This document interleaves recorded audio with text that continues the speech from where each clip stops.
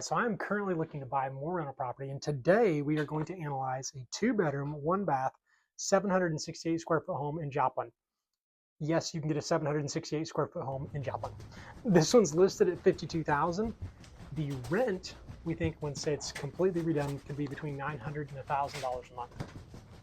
But the repairs are quite a bit on this one. So the repairs would be, first off, on the demo, about $3,000. For siding on the outside, $5,000. The roof looks pretty good. We won't have to do a new roof. Looks like that's in good condition and honestly looks newer. So I'm gonna leave that blank. For the HVAC system, there's nothing I can find outside. I did see some vents and saw some ductwork underneath the house, but it doesn't look like there's an actual system. So figuring to use mini splits in a smaller property like this, $3,500 for the mini splits. The bathroom, just a new vanity, tub, toilet, figuring $3,000 there. For the kitchen, thinking cabinets mainly and sink, and there's a really small run of cabinets. We would probably keep it that way, so $2,500 for cabinets. $1,000 for electrical fixtures, and then plumbing, $400. I think we're gonna have 3 faucets in this place. Structural, I think we'll have to do some work on the floor and look at a couple walls once the drywall's taken off. $2,500. For the front and back door, just new doors, $600. Flooring, to install new flooring, $3,000. Drywall work or just any kind of wall work, $2,500. New hot water heater, $700. And then some appliances. A washer dryer unit, we would go with just a basic stackable unit here, and then a stove at $2,000. And then I'm thinking $1,000 for just labor to put in the fixtures and on the electric, and then the $1,000 for plumbing. So it looks like a total of $31,700. When I am underwriting a property or looking at the value, I typically figure for about 10% of the monthly rent is going to need to go to property management. And then about 5% is going to go towards CapEx, which hopefully after we've done all these repairs, we don't have a lot of that right away.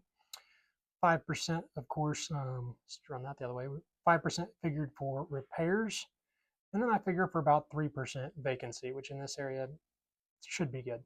So that all adds up to about 23% of my monthly rent going to expenses.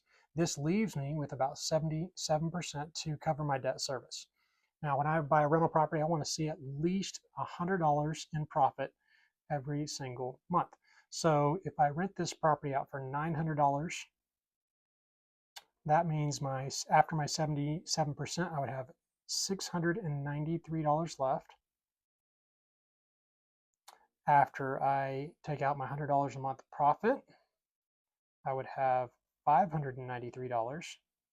And this is what would need to service my debt. Based on the numbers, using a 7% annual percentage yield for the mortgage and a 20-year amortization, this number here, $593, would allow me $65,000 worth of debt. So I can buy this property if I can keep it all in for $65,000. Now, we talked about the repairs. They're $31,700.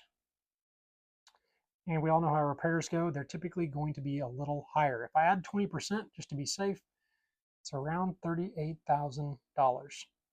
This means, quick math here, we have $65,000 minus our $38,000. Our best offer on this property, or the number we really want to have it at, it would be $27,000. And that's how I write my numbers. So we're actually going to write an offer on this property right around $27,000. Let me know what you think I missed, and keep buying properties.